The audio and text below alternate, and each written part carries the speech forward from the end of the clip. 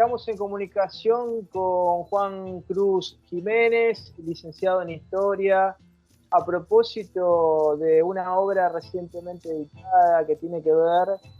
con un estudio sobre las políticas educativas en la provincia de Santa Fe desde 1930 hasta el año 43, más o menos. Es un periodo histórico muy interesante, plagado de reformas, de contradicciones, de hechos históricos notorios. Es cierto, fue la década infame a nivel país, con muchos retrocesos, pero también hubo avances, y en el ámbito educativo esto se reflejó en la provincia de Santa Fe con distintos gobiernos. Sobre esto ha investigado Juan Cruz Jiménez. Estamos marcados por esta cultura unitaria, si se quiere, en materia de historiografía, la mirada siempre desde Buenos Aires sobre los fenómenos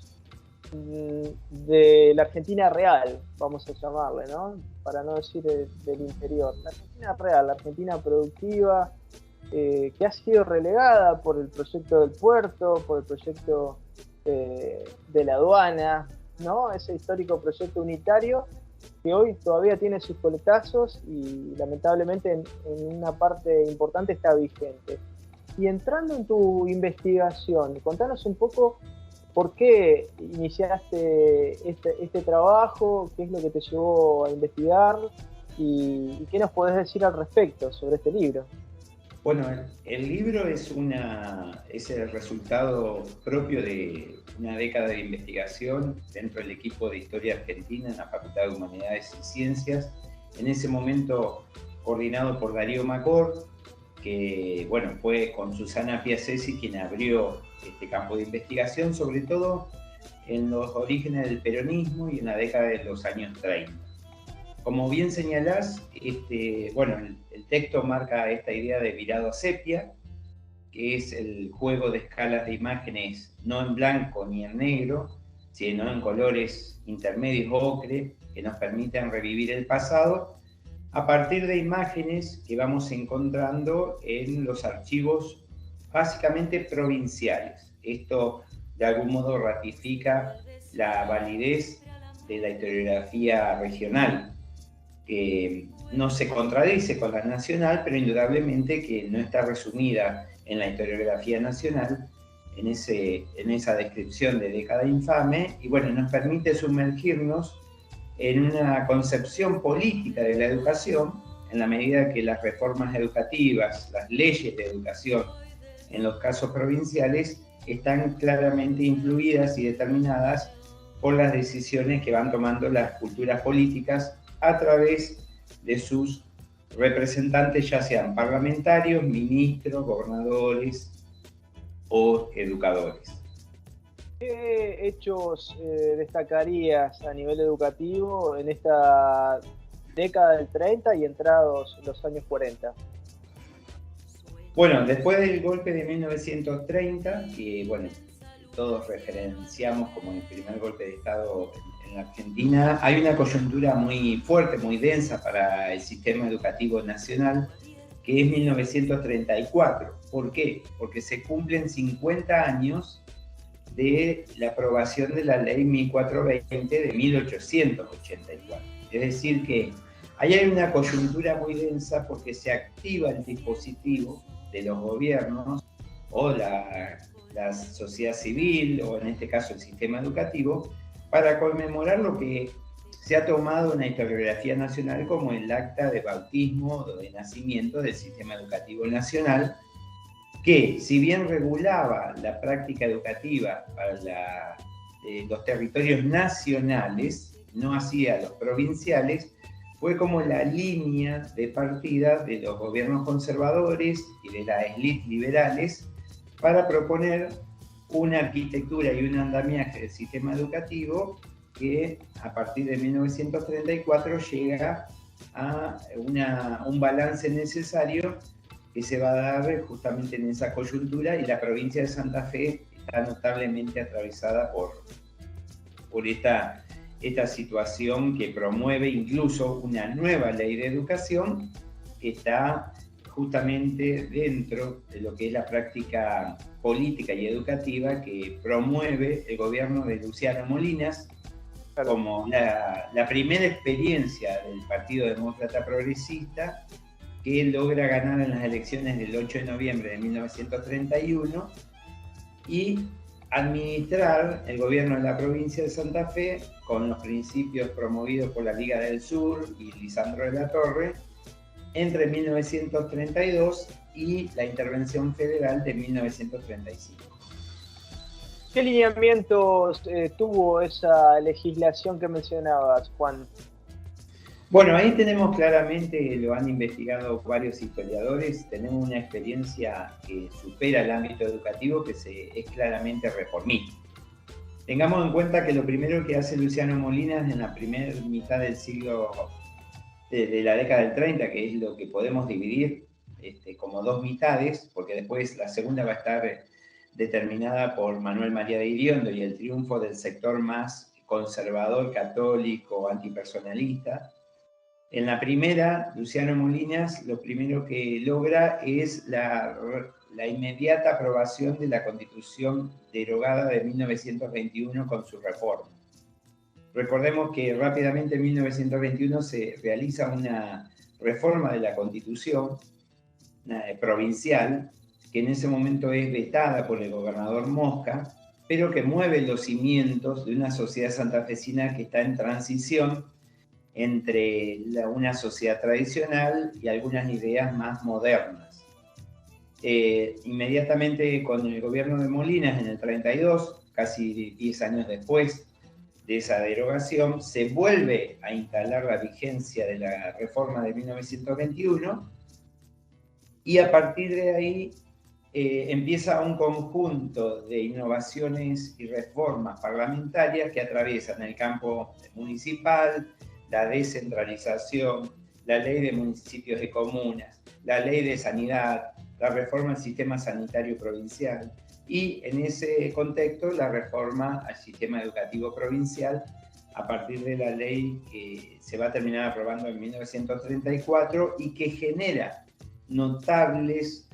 resistencias, debates, conflictos con gran parte de los actores que viven de forma traumática las reformas propuestas justamente por Luciano Molinas en esos poco más de 2 años de gobierno. Claro. ¿Cuáles son las líneas directrices de esos cambios que promueve Luciano Molinas? Siempre mirando en el espejo de la historia la plataforma de la tendencia de descentralización, darle más autonomía a los gobiernos provinciales, municipales, permitir el voto directo en municipios y comunas, sobre todo los municipios de primera categoría, autonomía financiera. Y en el caso de educación es muy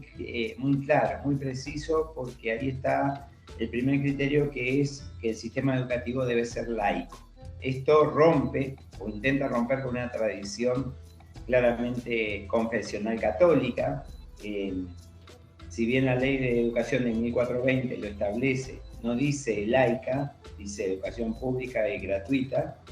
pero para los territorios nacionales, en el caso de la provincia de Santa Fe, siempre el sector eclesiástico y la curia santafesina habían tenido un notable peso en la decisión del sistema educativo desde los orígenes allá por 1880. Es decir, que acá ese es el primer punto que genera un notable debate. Recordemos que el liberalismo con el programa de Luciano Molinas tiene una fuerte propensión a las reformas, pero se va a encontrar con resistencias inmediatas. De hecho, vuelvo a este tema, en 1934, no es casualidad en este contexto analizar la emergencia y el nacimiento de la Asociación del Magisterio Católico. Es el año de creación de esta asociación, que va a perdurar mucho tiempo como una alternativa confesional católica a la Federación Provincial del Magisterio, laica, por supuesto, que había nacido en 1928 en lo que podría ser como los antecedentes de la AMSAFE actual. Es decir, son ideas parteaguas que a esto hay que sumarle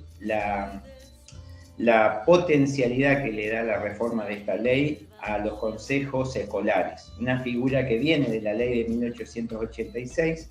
pero que básicamente no había tenido ninguna injerencia en la administración del sistema educativo de la provincia. Aquí va a tener un fuerte impulso de autonomía, como es la creación de cargos, la creación de impuestos, la selección de docentes. Por eso ahí recordemos que en ese fuerte impulso de descentralización hay una crisis profunda que determina la intervención a la Asociación del Magisterio, a la Federación Provincial del Magisterio por parte del gobierno de Luciano Molinas. Es decir, una situación que no se había vivido durante mucho tiempo y que no se vuelve a dar posteriormente, en la medida que este aumento de facultades a los consejos de distrito que se organizan en cada municipio y comuna empieza a trastocar las facultades que tenía, por ejemplo, o que por lo menos pretendía tener la conducción gremial del magisterio. Entonces, bueno, esto genera problemas en la organización de los consejos de distrito, en la creación de impuestos, o sea, es una descentralización que no es para nada bienvenida, y si a esto le sumamos el carácter laico de la reforma educativa, bueno, eso termina generando para una sociedad decididamente más conservadora un conjunto de indicadores que de algún modo va a terminar con el apoyo a la intervención federal de 1935. Interesante, Juan. Mientras te escuchábamos reflexionar sobre este proceso de descentralización educativa, claramente no hay una linealidad en las distintas etapas históricas, porque me imagino que no es lo mismo este proceso de descentralización de los años 30, planteado por Luciano Molinas, con un Estado fuerte, no con un Estado en crisis, me refiero a los distintos estamentos, nación, provincias, municipios, que el modelo de descentralización que ya empieza a plantear el Fondo Monetario Internacional a partir de 1955 y que obviamente tiene su espacio temporal quizás más fuerte con la última dictadura militar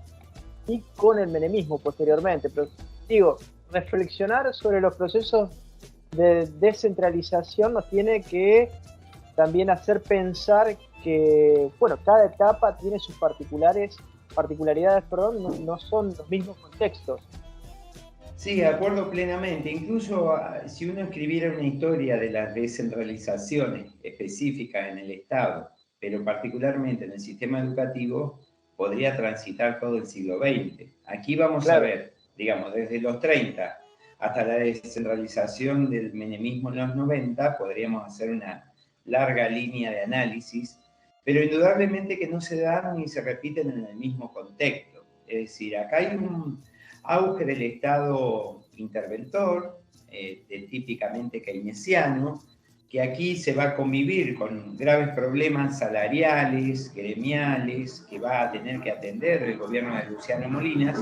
cuestión que no va a ser de algún modo la misma al asumir en 1937 en las elecciones, quien había sido derrotado por Luciano Molinas, nada más ni nada menos que Manuel María de Iriondo, un notabiliar, hijo de Simón de Iriondo, referente del antipersonalismo santafesino, que va a tomar o a designar para esta cartera educativa al conocido Juan Mantovani, un intelectual, un experto de la educación que acepta la invitación de este gobierno marcadamente conservador para llevar adelante el Ministerio de Instrucción Pública de la provincia. Digo esto porque cuando hay procesos de descentralización, una historia oculta todavía del país y de las provincias, cuando eso se produce sin transferencia de recursos y se generan mecanismos de recursos alternativos, no siempre los sectores que participan de esas decisiones directamente, bueno, lo ven con buenos ojos. De hecho, acá hay una notable resistencia y también hay una materia pendiente que es estudiar el financiamiento de la educación, sin dejar de incluir no solamente la educación pública, sino la educación de gestión privada, que hasta el día de hoy en la provincia de Santa Fe es de un peso notable. Digo esto porque uno podría estudiar esas transferencias, esos proyectos de reformas que no se han dado básicamente en ningún caso con transferencia de recursos, y habla más que de una descentralización pautada, más de un desenlace de transferencias condicionadas por la falta de recursos de los estados nacionales a los estados más pequeños. Eso es como una variable predominante, pero bueno, acá en la década del 30 lo podemos ver por lo menos con el primer programa de reformas, que encuentra una notable resistencia en estos años que menciono, en torno al año 34, cosa que queda bien claro en la participación de la provincia de Santa Fe en el Congreso Nacional contra el Analfabetismo. Recordemos que el gran problema de la década del 30 sigue siendo el analfabetismo, no alcanza a extenderse la matrícula, el problema de los salarios docentes, el problema de la matriculación docente y la formación docente, y el problema de la cobertura integral, que en este momento estamos hablando de recién cuarto grado, quinto grado, que indudablemente se refleja en los informes del Boletín de Educación y de los inspectores nacionales o provinciales cada vez que visitan una escuela. Tenemos un par de minutos y queríamos aprovechar para preguntarte a propósito de esta descentralización planteada en los años 30, si hubo en esta búsqueda de Luciano Molinas también una coordinación, ¿no? Una unidad de planificación centralizada y una descentralización ejecutiva. ¿Cómo estuvo planteada?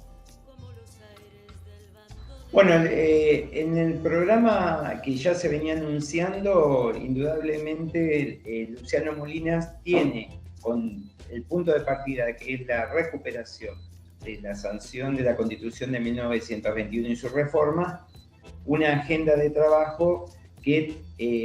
se piensa transversalmente a las distintas áreas. Acá recordemos que hay un impacto importante de, por ejemplo, la planificación urbana, la creación de la Dirección de Obras Públicas de la provincia, el Instituto de Agrimensura, lo que va a ser luego el Ministerio de Agricultura. Hay como un intento de pensar un modelo de crecimiento que ya no es posible después de la década del 30, que no se puede vincular con lo que era la experiencia del modelo agroexportador bajo el modelo o la impronta liberal, sino en un estado keynesiano que acompañe la ciencia, la tecnología, por supuesto incluyendo a la Universidad Nacional del Litoral, con programas de fomento de la agricultura, de la industria, en una provincia que, bueno, está dentro de la médula del modelo agroexportador en esta clave. Ahí la educación es fundamental. No puede haber desarrollo de ninguna de estas variables que propulsa el gobierno de Luciano Molinas en la medida que no tiene este mecanismo de transferencia. Hay notables trayectorias, Josué Boyam, Marta Samatán, Jorge Murior, o sea, hay una gran cantidad de técnicos que son pioneros en la legislación, menciono algunos, pero hay una gran cantidad que provienen del ámbito de expertos intelectuales de Santa Fe, que luego se van a proyectar a nivel nacional e internacional. Pero indudablemente la disrupción de la intervención federal de 1935 por el gobierno de Agustín P. Justo, indudable, en este caso la Concordancia había perdido la oportunidad de ser gobierno en 1932 por parte de la derrota que termina ocasionando el triunfo de Luciano Molinas, y hay una vuelta de historia que en 1937 le permite a Manuel María de Iriondo darle continuidad a alguna de esas nuevas agencias estatales que se van a consagrar sobre todo del 37 al 43. ¿A qué me refiero? Una fuerte intervención del Estado en construcción de escuelas, un fuerte programa de fomento de lo que es los planes urbanos, que ya se habían planteado con Molinas, tanto en Rosario como en Santa Fe, la planificación de espacios verdes como condición fundamental para el desarrollo urbanístico, Y por supuesto en el ámbito de la salud, todo lo que tiene que ver con el neuropsiquiátrico de la construcción monumental, de una obra como la que se encuentra actualmente en la localidad de Oliveros, y la construcción del penal más grande de la provincia de Santa Fe en la localidad de Corón, 33, 34, 35. Recordemos que la unidad penal es del año 34, 33, con lo cual hay un impacto de un higienismo, lo que Foucault llamaba como una materialización de instituciones en la década del 30 para normativizar la vida de aquellas personas que no se ajustan a una moral burguesa que tiene que ver los delitos contra la propiedad, fundamentalmente hacia la cárcel. Los delitos de insanía o de, digamos, de problemas de conducta al neuropsiquiátrico, y en la escuela como parámetro de ortopedia social para encaminar esta preocupación que es latente sobre el analfabetismo, la orfandad, por eso después aparecen los congresos de la niñez del 35 y del 38, o la creación del patronato de menores de 1938-39, y hasta la creación de los tribunales de menores. Es decir, hay una élite conservadora que está muy fuertemente, bueno, también promovida por las movilizaciones guadalupanas de la Virgen de la Inmaculada Concepción, que ven con cierto riesgo y problema este grupo de ciudadanos que no terminan siendo integrados al sistema educativo y que se complementan con este programa de agencias estatales de la cual la educación es parte fundante. Juan Cruz Jiménez, te agradecemos mucho estas reflexiones. Por supuesto, recomendamos este libro para aquellos que les interese la historia de la educación en Santa Fe, y la seguimos en cualquier momento. Bueno, muchas gracias a vos por dar lugar a la difusión de estos trabajos que pretenden ser un humilde aporte al conocer los archivos y de una provincia tan rica con una tradición pedagógica y de gobierno tan importante como la santafesina.